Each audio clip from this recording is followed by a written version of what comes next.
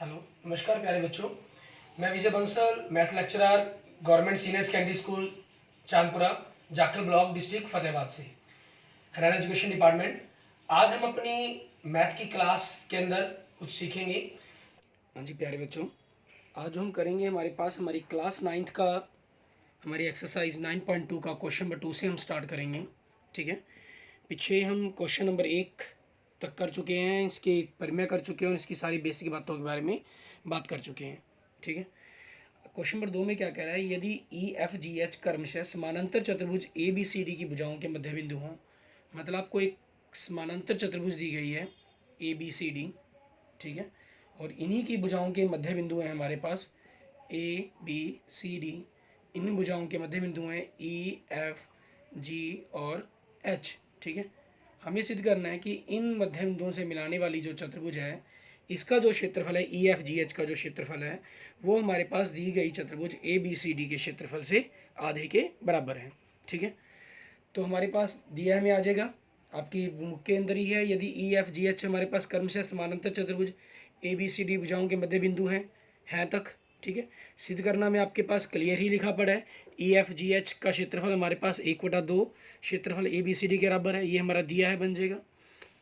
उसके बाद सिद्ध करना हमारी रचना करेंगे हम इसके अंदर। ठीक है, हमारी रचना में हम क्या करेंगे, हम किसी भी एक विकर्ण को मिला लें, चाहे आप एच एफ को मिला लो चाहे जी ई को मिला लो, उससे कोई प्रॉब्लम नहीं है। जी ई को मिलाया मान लीजिए हमने। ठीक है, अब परिमाण हमारे पास, ठीक है, क्योंकि हमने जी ई को मिलाया है। ठीक है, जी और ई क्रमशः हमारे पास ए बी और सी डी के मध्य बिंदु हैं। जी व ई क्रमशः सी डी व ए बी के मध्य बिंदु हैं। ठीक है, मध्य बिंदु हैं, तो हमारे पास इन मध्य बिंदुओं को मिलाने वाली जो रेखा होगी, हमारे पास मध्य बिंदु दिए गए हैं। क्योंकि हमारे पास ए बी समानांतर है सी डी के व ए बी बराबर है सी डी के, तो इनका जो आधा है हमारे पास, आधा ए बी भी समानांतर होगा सी डी के और आधा ए बी भी बराबर होगा आधा सी डी के। अब क्योंकि ये हमारे पास मध्य बिंदु थे, तो इनके हमारे पास यूँ भाग कर लें, डी जी समानांतर ए ई होगा। ठीक है, वह, ठीक है, हमारे पास इसी तरह से अगर हम बात करना चाहें, डी जी समानांतर ए ई होगा हमारे पास, और इस तरफ से कहें जी सी समानांतर हमारे पास ई बी होगा। ठीक है, वह डी जी बराबर ए ई होगा। ठीक है, हमारे पास वह, अगर हम करण कहना चाहें, जी सी बराबर हमारे पास ई बी होगा। अब देखें, सम्मुख भुजाओं का जो युग्म है वो आपस में बराबर भी है और समानांतर भी है, तो आपकी जो ये छोटी चतुर्भुज बनी है समानांतर चतुर्भुज होगी। ठीक है, इसलिए डी जी ई ए व जी सी बी ई एक समानांतर चतुर्भुज है। ठीक है, एक ना कहेंगे क्योंकि दो होगी ना, दो लिख देंगे, दो समानांतर चतुर्भुज हैं। ये दोनों की दोनों हमारी क्या है, हमारी समानांतर चतुर्भुज हैं। अब इस समानांतर चतुर्भुज में हम क्या करेंगे, इनके दो हिस्सों को अगर हम देखें, ठीक है, उन्हीं हिस्सों के अकॉर्डिंग हम इस क्वेश्चन को सॉल्व करेंगे, कंसेप्ट के अंदर लेके चलेंगे। हमारे पास हमने इसके अंदर एक परिमेय सिद्ध की थी कि हमारे पास अगर दो एक ही आधार और एक ही समानांतर रेखाओं के बीच में स्थित समानांतर चतुर्भुज हों तो उनके जो क्षेत्रफल हैं वो आपस में बराबर होते हैं। ठीक है, और इसी के अंदर हमारे पास एक उदाहरण है, हमारी उदाहरण नंबर 2। ठीक है, उसके अंदर हमने देखा कि यदि एक त्रिभुज और एक समानांतर चतुर्भुज एक ही आधार और एक ही समानांतर रेखाओं के बीच स्थित हो, तो सिद्ध कीजिए कि त्रिभुज का क्षेत्रफल समानांतर चतुर्भुज के क्षेत्रफल के आधे के बराबर है। ये हमारा उदाहरण 2 था। ठीक है, अब उसी उदाहरण के नियम का हम प्रयोग करेंगे। त्रिभुज जी ई एच व चतुर्भुज हमारे पास डी जी ई ए में, आप यहाँ पर लिखना चाहे चतुर्भुज लिख दें, सिंबल बनाना चाहे सिंबल बना लें, चाहे हमेशा, कोई दिक्कत नहीं है। ठीक है, समानांतर चतुर्भुज है, समानांतर चतुर्भुज लिख लें, समानांतर चतुर्भुज डी जी ई ए में। इन दोनों के अंदर हमारे पास देखें, ये जो जी ई है ये हमारा उभयनिष्ठ आधार हो गया। आपको इसके अंदर बस यही चीज़ देखनी है, उभयनिष्ठ आधार। ठीक है, क्या चीज़ है हमारा जी ई, और जी ई समानांतर किसके है हमारे पास, आपको जब एक चतुर्भुज दी गई होती है समानांतर, उसका दूसरा बिंदु जो हमारे पास बनता है उससे हमारे पास क्लियर हो जाता है कंसेप्ट। ठीक है। जी ई समानांतर किसके होगी हमारे पास, डी ए के, ठीक है, ये चीज़ होगी हमारे पास। अब जो उभयनिष्ठ आधार है और समानांतर जो आधार है वो आपकी दूसरी भुजा के समानांतर है और त्रिभुज का वो बिंदु उसी भुजा के ऊपर स्थित है हमारे पास, ठीक है। ये चीज़ हमें आकृति में साफ दिखाई दे रही है। इसलिए जो त्रिभुज, ठीक है, जी ई एच का जो क्षेत्रफल है वो हमारे पास हमारी चतुर्भुज के क्षेत्रफल डी जी ई के क्षेत्रफल के आधे के बराबर होगा। इसको हमने नंबर क्या दे दिया, 1 दे दिया, ठीक है। इसी तरह से हम दूसरा भाग लेते हैं इसका, जी एफ ई त्रिभुज ले लिया हमने, वह समानांतर चतुर्भुज है, ठीक है। समानांतर चतुर्भुज कौन सी होगी, जी सी बी ई, ये हमने ऊपर ऑलरेडी प्रूफ कर दी, जी सी बी ई में, ठीक है। इसके अंदर हमारे पास हमारा उभयनिष्ठ आधार, ठीक है, हमारा उभयनिष्ठ आधार अगर हम देखें वो क्या है हमारा, जी ई, ठीक है, जी ई हमारे पास हमारा उभयनिष्ठ आधार हो गया। और जी ई इसके अंदर हमारे पास किसके समानांतर है, चतुर्भुज में देखें अगर आप जी ई तो किसके समानांतर बनेगी हमारे पास, सी बी के, ठीक है। इसमें बस ख्याल लिखते हुए ख्याल रखना है, जब आप जी ई इस दिशा के अंदर समानांतर लिख रहे हैं तो दूसरी भुजाओं को भी आपने सी बी ऐसे ही लिखना है। अगर आपने इसको ई जी लिखा होता तो इसको बी सी लिखते आप, ठीक है ना। लिखने का जो ट्रेंड है, सिस्टम है, वो एक जैसा ही होना चाहिए हमारे पास। तो इस चीज़ के कारण हमारे पास उभयनिष्ठ आधार हो गया, त्रिभुज होगी। उदाहरण नंबर 2 के अंदर हम इस नियम के बारे में बात कर चुके हैं, ठीक है, कि एक त्रिभुज का जो क्षेत्रफल है हमारे पास समानांतर चतुर्भुज के क्षेत्रफल के आधार के आधे के बराबर होता है। आप उसका वर्णन करना चाहें साथ में कर सकते हैं, क्योंकि अगर नहीं भी लिखेंगे तब भी कोई प्रॉब्लम नहीं है, ठीक है। हमारे पास त्रिभुज जी एफ ई का जो क्षेत्रफल बराबर आधा जी सी बी ई, ठीक है, इसको 2 दे देंगे। 1 व 2 को जोड़ने पर, ठीक है, 1 व 2 को जोड़ने पर हमारे पास, ठीक है, 1 व 2 को अगर हम जोड़ें तो देखें इसके अंदर हमारे पास एच जी ई ये त्रिभुज और जी एफ ई ये त्रिभुज, इन दोनों त्रिभुजों को जोड़ने पर हमारे पास हमारी चतुर्भुज बन रही है। मतलब हमारा क्या पास क्या आ रहा है, area H G F E, ठीक है। इन्होंने वर्ड के अंदर जो यूज़ किया हुआ है ई एफ जी एच लिखा हुआ है, तो आप इसको लिखने का तरीका वही यूज़ कर लें, ठीक है, उसमें कोई फ़र्क नहीं पड़ता। आपके पास नाम है area E F G H, ठीक है, बराबर हमारे पास दोनों में जब इस तरफ जोड़ेंगे आधा कॉमन निकल जाएगा आपके पास। एरिया ये डी जी ई ए ये वाली चतुर्भुज होगी हमारे पास समानांतर, जी सी बी ई ये वाली चतुर्भुज होगी हमारी।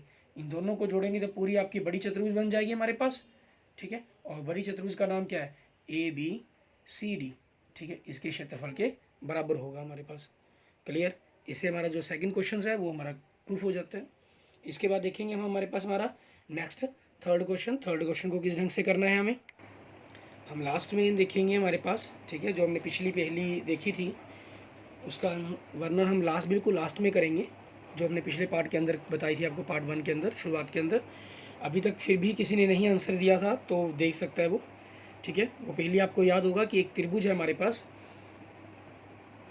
उस त्रिभुज के आपने क्षेत्रफल ज्ञात नहीं करना, बिना क्षेत्रफल ज्ञात किए आपको, ठीक है, आप त्रिभुज की भुजाएं जो मर्जी मान सकते हैं, उसमें कोई प्रॉब्लम नहीं है, ठीक है। आपको इसके 3 बराबर टुकड़े करने हैं जिनका क्षेत्रफल बराबर हो, ठीक है। इस चीज़ को आपको प्रूफ करना है। हमने यहाँ पर कहा था कि बिना क्षेत्रफल मापे, ठीक है। और कोई अगर इस पहेली में आंसर देना चाहे तो दे सकता है, नहीं तो लास्ट के अंदर हम इस पहेली के वर्णन के बारे में, इस पहेली के आंसर के बारे में बात करेंगे, ठीक है। नेक्स्ट क्वेश्चन देखिए आप, क्वेश्चन नंबर 3, उसमें क्या दे रहा है आपको, ये क्या करने के लिए कह रहा है, कहना पी और क्यू हमारे पास समानांतर चतुर्भुज ए बी सी डी की भुजाएं, हमारे पास हमारी समानांतर चतुर्भुज है ए बी सी डी, ठीक है। इसकी अगर हम बात करें ए बी सी और डी, ठीक है, इसकी समानांतर चतुर्भुज की भुजाओं डी सी, ठीक है, इसकी बात कर लेते हैं। इसके ऊपर हमारे पास बिंदु पी कर्म से बात कर रहे हैं ना, और क्यू बिंदु आगे कह रहा है हमें ए डी के ऊपर, ये चीज़।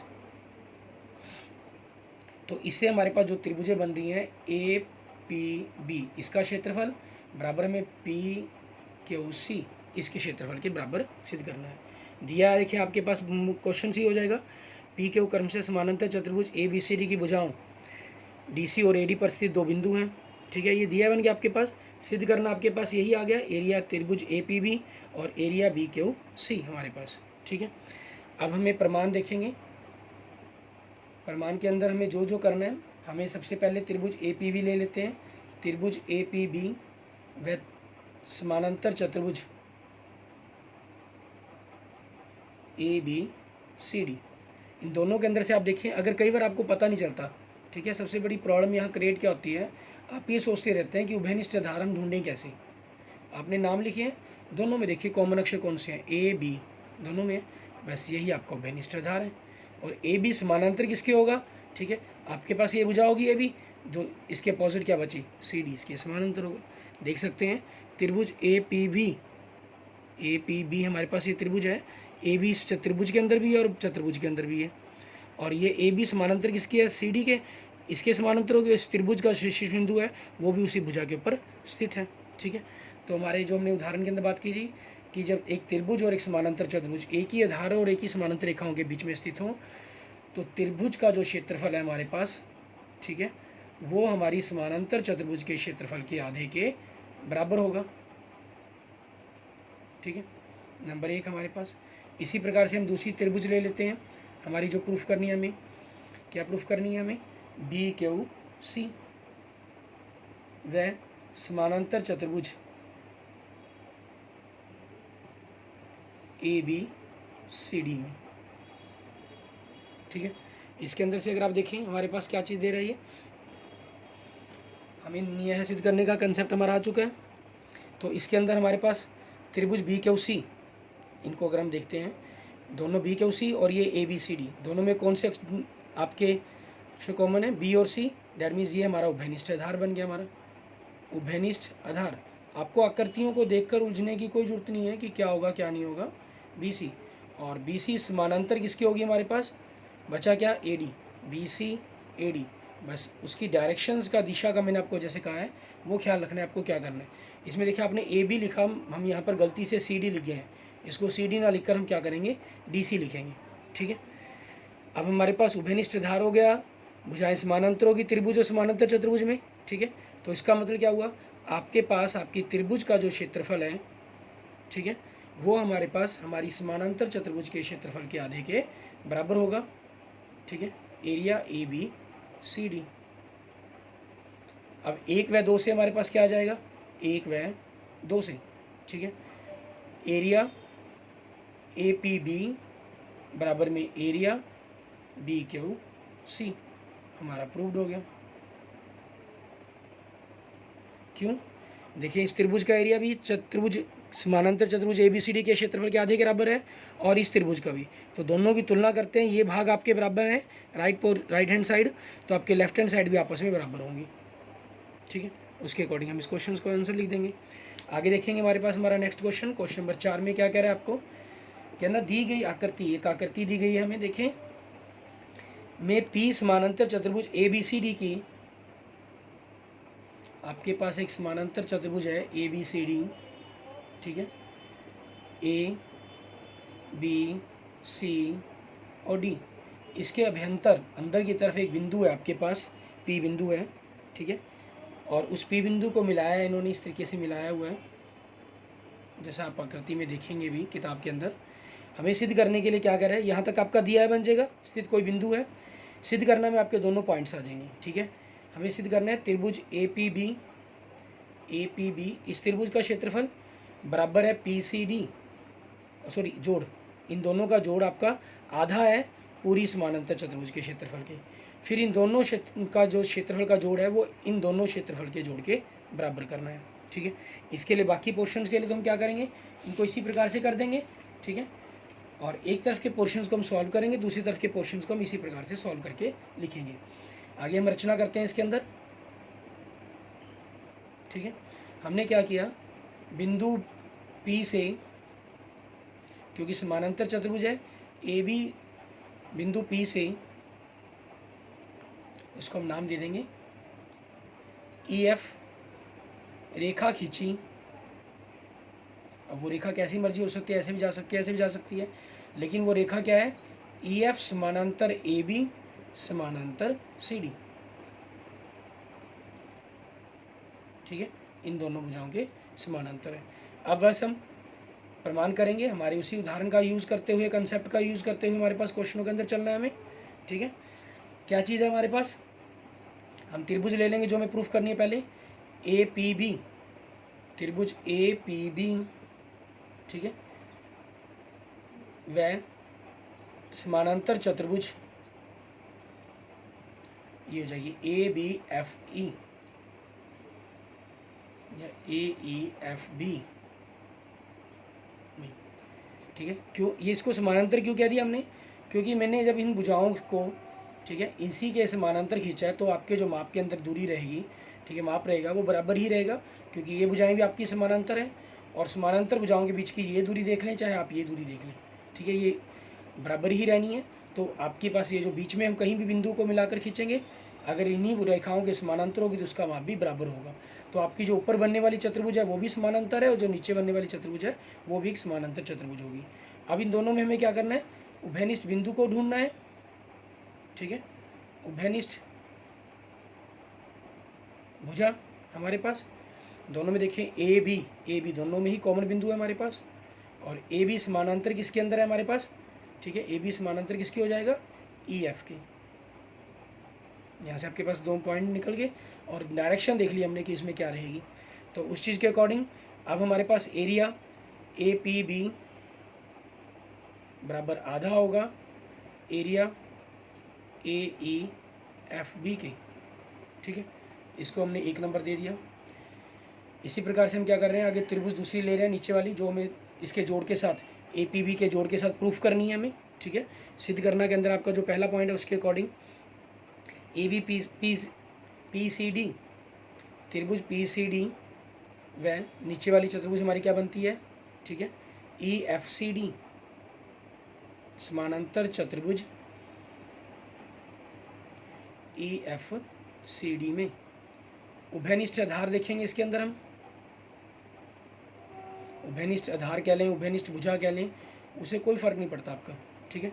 जैसे हमने ऊपर उभयनिष्ठ आधार भुजा लिख दिया, अगर आपने एक ही, जैसे क्योंकि जो पर्टिकुलर शब्द यूज़ किया जाता है वो आधार यूज़ किया जाता है, आप कंफ्यूज ना हो तो चाहे आप हर बार आधार ही लिख लें, बाकी आप कहीं अगर भुजा लिख भी देंगे तो आपके लिए कोई मिस्टेक नहीं है, कोई गलती नहीं है वो आपकी, ठीक है। उभयनिष्ठ आधार दोनों में कॉमन बिंदु देखें कौन से हैं, सी और डी, और सी डी हमारे पास किसके समानांतर होगा, सी डी, तो इसकी डायरेक्शन आपको सेम ले लेनी है एफ ई के, ठीक है। तो अब इस चीज़ के कारण हमारे पास हमारा एरिया पी सी डी त्रिभुज का जो क्षेत्रफल है, क्षेत्रफल समानांतर चतुर्भुज के क्षेत्रफल के आधे के बराबर होगा, 2 नंबर, ठीक है। हमें क्योंकि जो प्रूफ करना है उसके अंदर 1 नंबर में क्या करना है, इन दोनों का जोड़ चाहिए आपको, ठीक है। तो हम क्या करेंगे, यहाँ पर यही चीज़ लिखेंगे, 1 व 2 को जोड़ने पर इधर आपके पास क्या बन जाएगा हमारे पास, अगर जोड़ें, area A P B plus area P C D बराबर आधा अपने कॉमन निकाल लेंगे दोनों में से, ठीक है, area A E F B plus area E F C D, आधा आपके पास, तो A B sorry A E F B ये होगी, और ई एफ सी डी ये भुजा चतुर्भुज होगी, दोनों को जोड़ देंगे हमारे पास, तो हमारी ये पूरी समानांतर चतुर्भुज बन गई, आधा समानांतर चतुर्भुज ए बी सी डी, मतलब इन दोनों का प्रूफ हो गया हमारे पास ये, ठीक है। आपके पास पहला पॉइंट आपका प्रूफ हो जाता है, आप इसको लिख सकते हैं कि पहला पॉइंट आपका प्रूव्ड, ठीक है। आप इसको 3 नंबर दे देते हैं। अब हम क्या करेंगे, इसी प्रकार से, ठीक है, इसी प्रकार से हमारे पास क्या बनेगा, हमारी जो चतुर्भुज है, त्रिभुज इस तरफ की है, ठीक है, जो हमें दूसरे पॉइंट के अंदर प्रूफ करनी है, क्योंकि हमें इन दोनों का जोड़ ए पी बी, ठीक है, और पी सी डी, इन दोनों का जो जोड़ है हमें लेफ्ट साइड में लिखा हुआ है आपके पॉइंट नंबर 2 में देखें, हमें ए पी डी सॉरी और पी बी सी इन दोनों के जोड़ के बराबर प्रूफ करना है। तो हम इसी प्रकार में हम क्या लिखेंगे, area A P D plus area आपके पास पी बी सी, दोनों का जोड़ आपका आधा area A B C D के बराबर बनेगा। इसको नंबर हम 4 देंगे, ठीक है। इसको आप अगर प्रूफ करना चाहें तो पूरा कंसेप्ट ये द्वारा आप प्रूफ कर सकते हैं। उसमें क्या होगा, फिर आपको समानांतर चतुर्भुज जैसे हमने यहाँ खींची, इसी P बिंदु से आपको रचना के अंदर समानांतर चतुर्भुज एक भुजा आपको यहाँ से खींचनी होगी। तो उसके अंदर जैसे हमने यहाँ किया, आपकी ये त्रिभुज है, ठीक है, APD, और ये आपकी समानांतर चतुर्भुज हो जाएगी। ऐसे ही दूसरी त्रिभुज आपकी PBC, ये त्रिभुज है, और ये भुजा आपके साथ मिला रही है हमारे पास। यहाँ पर अगर हम बात करें तो आपके साथ ये चीज़ हो जाएगी, ठीक है। इसको आप नाम दे देंगे, कोई GH नाम दे देंगे। अब 3 व 4 से हमारे पास देखें, ठीक है, 3 व 4 से, 3 व 4 से हमारे पास क्या आएगा, ठीक है, हमारा यही कंसेप्ट आ जाएगा, ठीक। क्या चीज़ कि आपके पास जो area of APB plus area PCD बराबर में area APD plus area PBC, ठीक है। ये हमारे पास हमारा सेकंड पॉइंट प्रूफ हो जाएगा, ठीक है। आप देख सकते हैं सेकंड पॉइंट आपको यही प्रूफ करना है, तो सेकंड पॉइंट प्रूव्ड हमारा, ठीक है। और यहाँ से आपकी चॉइस, वो आप जैसा मर्जी क्वेश्चंस को लेना चाहें, ठीक है। ये डिपेंड करता है आपके टीचर्स पर। कई बार आपके टीचर्स डिमांड करते हैं कि आपको मतलब कि पूरा का पूरा लिखना पड़ेगा, आप इसी प्रकार से नहीं लिख सकते हैं, ठीक है। तो फिर आपको करना होगा, तो आप उस चीज़ को खुद करके देखें। लेकिन आपके टीचर्स डिमांड जैसी मर्जी करें, कैसे मर्जी आपको बताया जाए, ठीक है। वो इस प्रकार से इसलिए कहा जाता है हमेशा कि आप इस चीज़ को करें ज़रूर, क्योंकि जितना आप किसी चीज़ की प्रैक्टिस करेंगे उतना ही आपको समझ में आएगा, ठीक है। मैंने आपके लिए इसी प्रकार से छोड़ा है, तो मैं आपको पीछे भी कहता रहा हूँ, किसी भी क्वेश्चन को आप अपनी फेयर कॉपी पर करते वक्त इसी प्रकार से मत लिखें, उस पूरे क्वेश्चन को दोबारा कर कर देखें, ठीक है। आपको हर पॉइंट, क्योंकि आपने खुद पता है आपको कैसे करना है, लेकिन खुद अपनी पॉइंट से अपनी तरफ से सोच रहे हैं, बिंदुओं के बारे में सोच रहे हैं, तो आपकी जो पॉइंट करने की जो गलती है वो कभी भी गलती नहीं होगी, ठीक है। और आप कुछ नए पॉइंट सीख पाएंगे, ठीक है। जिनको रटने की आदत है मैथमेटिक्स को, इनको थोड़ी रटना लगाने की कोशिश करते हो, तो उनकी समझ में कभी चीज़ें ये नहीं बन पाएंगी, क्योंकि रटने से नहीं, ये आपकी अंडरस्टैंडिंग से चीज़ें पैदा होती हैं। मैथमेटिक्स आपको रीजनिंग डेवलप करता है, आपके माइंड की सोच को डेवलप करता है। इसको रटने की जितनी कोशिश करोगे वो आपके लिए रीजनेबल नहीं रहेगा, आपको नुकसान पहुँचाएगा, ठीक है। आगे देखते हैं हमारे पास हमारा नेक्स्ट क्वेश्चन, क्वेश्चन नंबर 5। इसके अंदर हमें क्या कह रहा है ये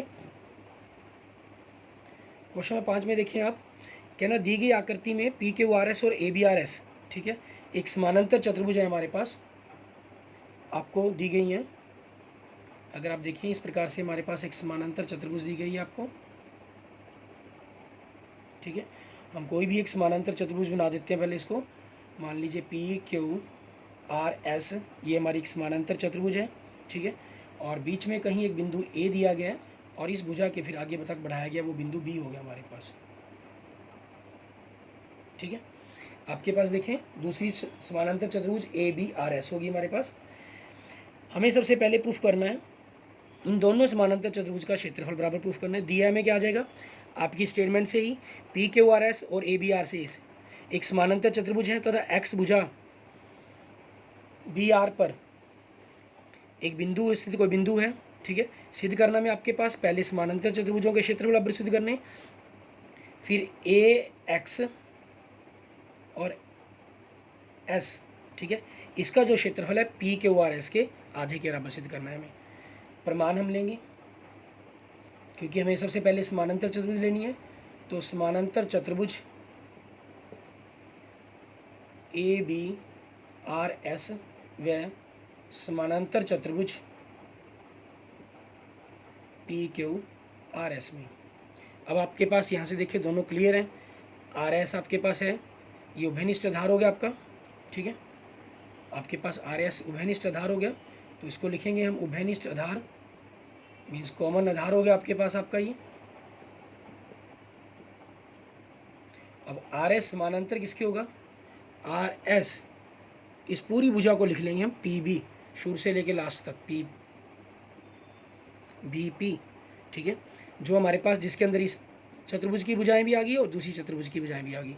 तो अब इस चीज़ के कारण हमारी परिमेय 1 हमारी जो कहती है, एरिया आपके पास ABRS का जो एरिया है वो एरिया PQRS के एरिया के बराबर होगा, ठीक है। आप यहाँ पर लिखना चाहें तो लिख भी सकते हैं परिमेय 1, ठीक है।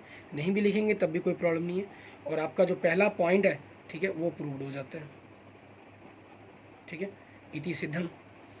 अब हमें त्रिभुज का करना है। त्रिभुज ए एक्स एस व समानांतर चतुर्भुज, इन्होंने कहा है पी क्यू आर एस के साथ करें, लेकिन उसके साथ तो इसका कोई रिलेशन बनता नहीं। हम देख रहे हैं ये जो चतुर्भुज है हमारे पास, ये त्रिभुज आपकी इस चतुर्भुज ए बी आर एस के साथ बन रही है, ठीक है। तो हम इसी को ले लेते हैं।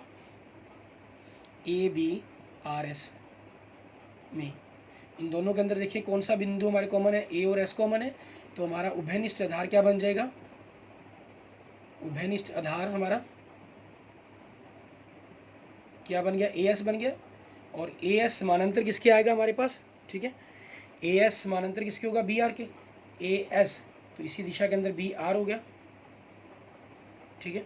तो हमारी जो हमने उदाहरण के अंदर परिमेय पढ़ा हुआ है, उदाहरण 2 के अंदर नियम जो है हमारा, उसी नियम का यूज़ कर रहे हैं बार बार कि जो त्रिभुज का जो क्षेत्रफल है हमारे पास, त्रिभुज ए एक्स एस का जो क्षेत्रफल है वो हमारी समानांतर चतुर्भुज, ठीक है, ए बी आर एस के क्षेत्रफल के आधे के बराबर होगा, ठीक है।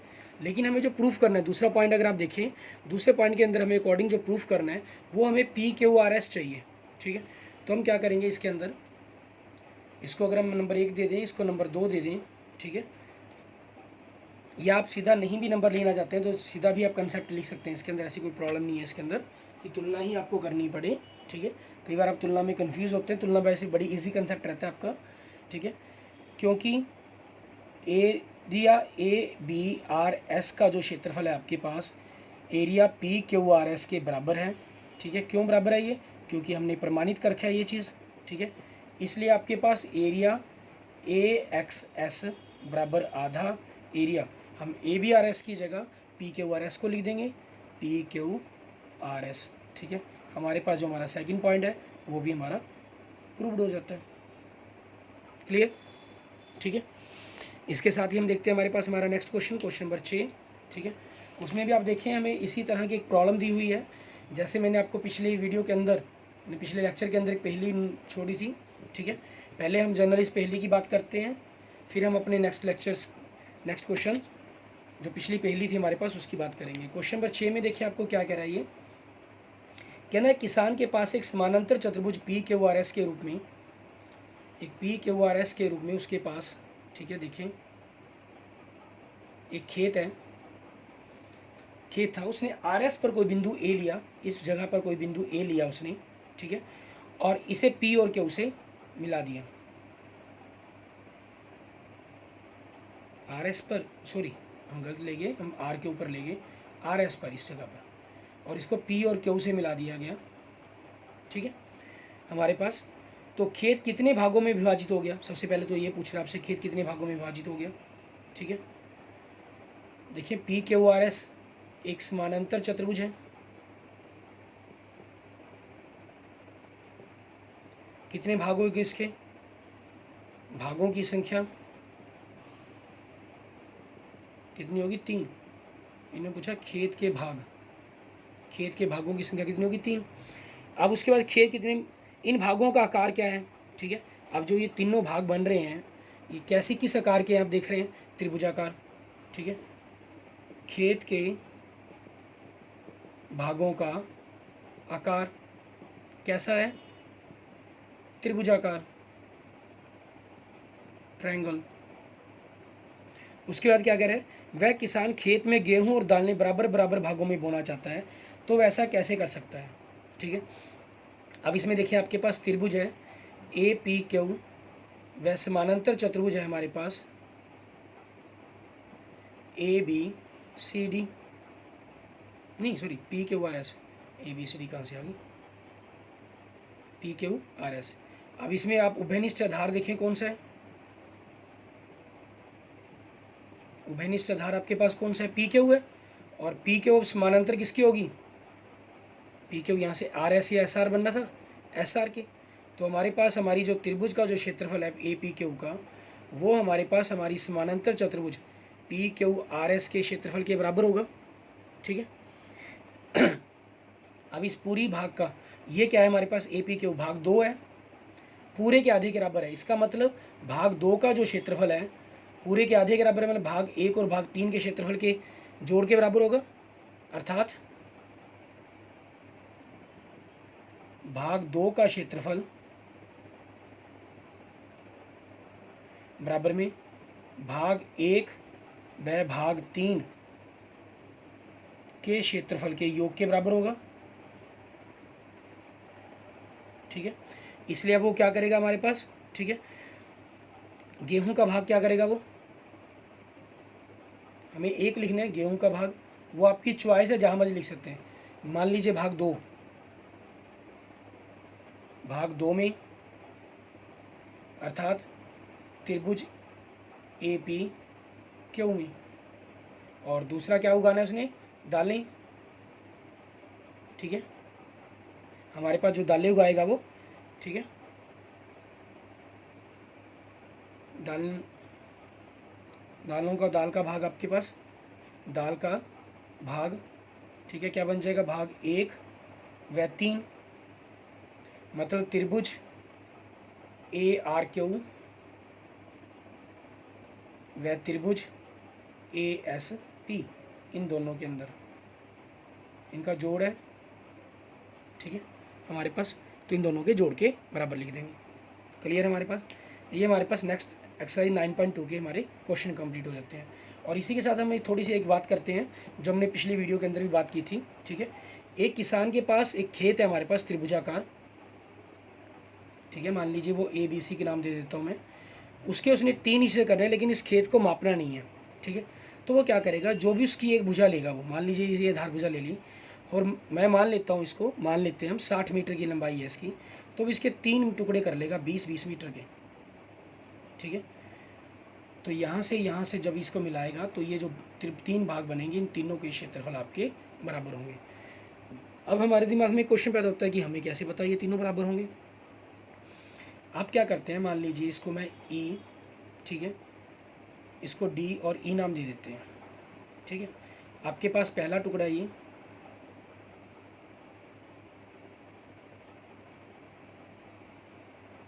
दूसरा टुकड़ा आपके पास ये है, और तीसरा टुकड़ा आपके पास ये है।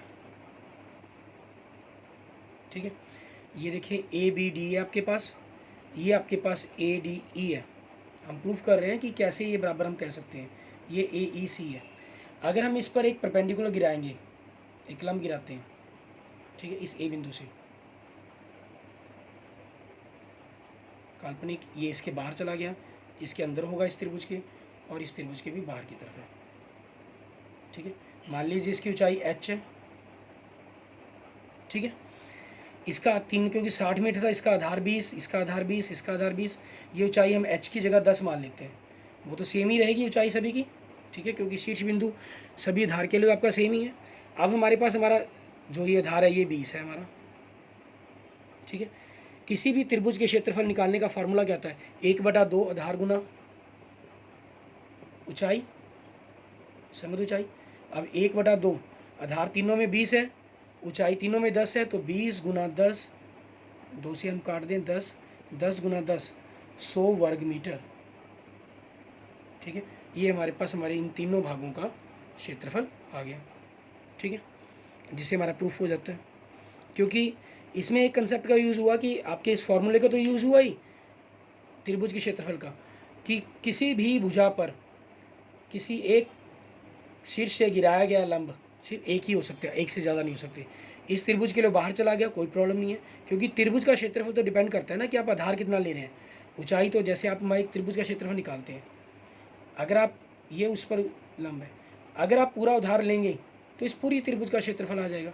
अगर इसी आधार के साथ आप सिर्फ इतनी त्रिभुज ले लें, ये आधार ले लें अकेला, ठीक है, तो आपके पास सिर्फ इस त्रिभुज का क्षेत्रफल आएगा। अगर आप ये आधार लेंगे तो इस त्रिभुज का आएगा, पूरा आधार लेंगे तो पूरी त्रिभुज का क्षेत्रफल आपके पास आ जाएगा।